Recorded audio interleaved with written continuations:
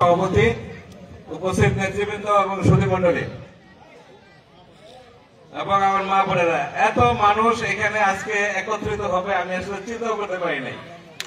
একটা বৈঠক আমি মনে করেছিলাম যে ছোট করে হবে এবং আপনাদের আমি সকলের বক্তব্য শুনেছি। এখানে সবচেয়ে ভালো লেগেছে একজন মা এখানে মাদক সম্পর্কে বলেছেন, নেশা সম্পর্কে, নেশার বিরুদ্ধে বলেছেন। কোন পুরুষ কিন্তু বলতে পারেন নাই, সাহস পান নাই, কিন্তু একজন ভদ্র মহিলা উনি সাহস পেয়েছেন, মাদকের বিরুদ্ধে বলেছেন। প্রথমেই বলি, শ্রীপুরে এই গাজীপুর 3-এ কোন মাদক থাকবে না। মাদক নিশ্চিহ্ন করে ফেলবো, একদম চিরতরে নিশ্চিহ্ন করে ফেলবো। বলে সন্ত্রাসও করতে পারবে না। সন্ত্রাস আপনাদের এলাকার শান্তিপ্রিয়, মাওনা শান্তিপ্রিয় ইউনিয়ন, সন্ত্রাস কম, দুর্নীতিও বন্ধ হয়ে যাবে। আপনারা এখানে অনেকগুলি বিষয় আপনারা আমাদের সামনে তুলে ধরেছেন। রাস্তা, ইতিমধ্যে আপনারা জেনেছেন যে আপনাদের এই যে আমাদের সাংবাদিক সাহেব, আমরা আসলে 16টা বড় রাস্তার জন্য আমরা গিয়েছিলাম এলজিডি ভবনে, যেটা হেড অফিস, যেখান থেকে স্যাংশন দেয় আর আমি ওইখানে যাওয়ার পরে ওইখানে 8টা বড় রাস্তা আপনার ওরা স্যাংশন দিয়ে দিচ্ছে, একদম সঙ্গে সঙ্গে ঠিক দিয়ে রেখে দিচ্ছে এবং সর্বোচ্চ অফিসারের কাছে, যার কাছে তার কাছে আমরা দিয়ে আসছি। এখানে আপনাদের 3টা বড় রাস্তা কিন্তু আপনার হয়ে গেছে। আপনারা যেগুলি দাবি তুললেন 3টা বড় রাস্তা হয়ে যাবে। এই যে আপনার এখানে আজকে এরকম একটা স্কুল 18 বছর ক্ষমতায় অবৈধভাবে, বৈধভাবে ছিল ক্ষমতায়, সম্পূর্ণ অবৈধভাবে, ভোট দিতে পারে নাই। কেউ ভোট দিতে পারছেন? কোন মানুষ কোন ভোট দিতে পারে নাই। আজকে যে যুবক ছেলেটার বয়স 30 থেকে 35, তারা কোনোদিনই ভোট দিতে পারে না, কোন ভোট দিতে পারে না। এবার প্রথম ভোট দিবে আমার ছেলে, এবার প্রথম ভোট দিবে। আমার ছেলের বয়স এরকম 32-34 হচ্ছে, সে এবার প্রথম ভোট দিবে। এই অবস্থা, মানুষের মধ্যে ভোট দেওয়ার জন্য প্রচন্ড আগ্রহ, প্রচন্ড রকম আগ্রহ। মানুষ তাদের নিজেদের ভোটে নির্বাচিত সরকার প্রতিষ্ঠা করার জন্য অধীর আগ্রহে অপেক্ষা করছে। এর আগে যেগুলি সরকার ছিল, শেখ হাসিনা যে 3বার ছিল, কারো ভোট লাগছে ক্ষমতায় যেতে? কোনো ভোট লাগে না। কিন্তু এইবার আপনাদের ভোটের স্বচ্ছ নির্বাচনের মাধ্যমে সরকার গঠন হবে এবং এরপরে ধরে যে এবার বিএনপি আসলো, আমরা আশা করি যে বিএনপি আসবে ইনশাআল্লাহ। বিএনপির প্রতি মানুষের যে আমরা সমর্থন দেখি এবং বিএনপির পক্ষে, ধানের শীষের পক্ষে যে জোয়ার সৃষ্টি হয়েছে, আমরা অবশ্যই আমরা আশা করি যে বিএনপি ক্ষমতায় আসবে। বিএনপি ক্ষমতায় আসলে ইনশাআল্লাহ আগামীবার যে নির্বাচন হবে, সেই নির্বাচনের সময় বিএনপি পদত্যাগ করবে এবং আবার তত্ত্বাবধায়ক সরকার হবে এবং পরবর্তী নির্বাচন তত্ত্বাবধায়ক সরকারের অধীনে হবে। কাজে পরে নির্বাচন যেটা হবে, সেই নির্বাচনে কেউ কারচুপি করবে না।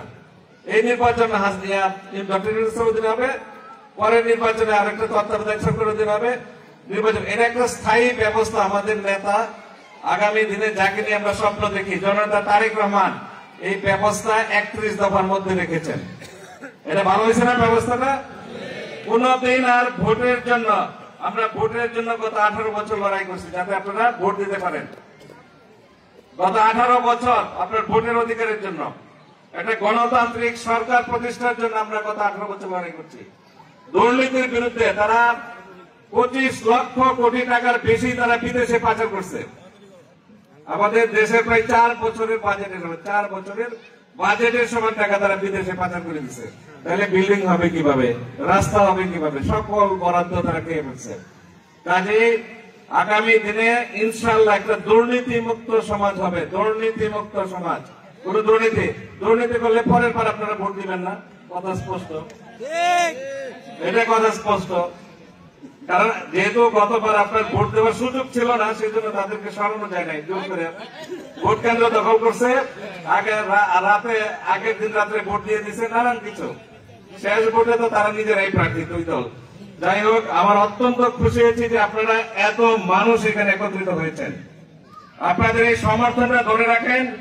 আমরা এই শ্রীপুরকে আধুনিক শ্রীপুর করবো ইনশাআল্লাহ। আমার শিক্ষা হল আমার সবচেয়ে বড় প্রায়োরিটি। শিক্ষা সবচেয়ে বড় প্রায়োরিটি। শিক্ষা ব্যবস্থা শ্রীপুরে মানুষদের দূরে পড়াশোনা করে, অন্য জায়গা থেকে শ্রীপুরে এসে যাতে পড়াশোনা করে ব্যবস্থা করে থাকবো, এরকম ব্যবস্থা আমরা করে থাকবো। রাস্তাঘাট তো কোনো ব্যাপার না, রাস্তা হইতে বেশি কষ্ট লাগে না। 2 দিন এলজিডি ভবনে গেলে রাস্তা পেয়ে যাবেন, অনেক রাস্তা পেয়ে যাবেন।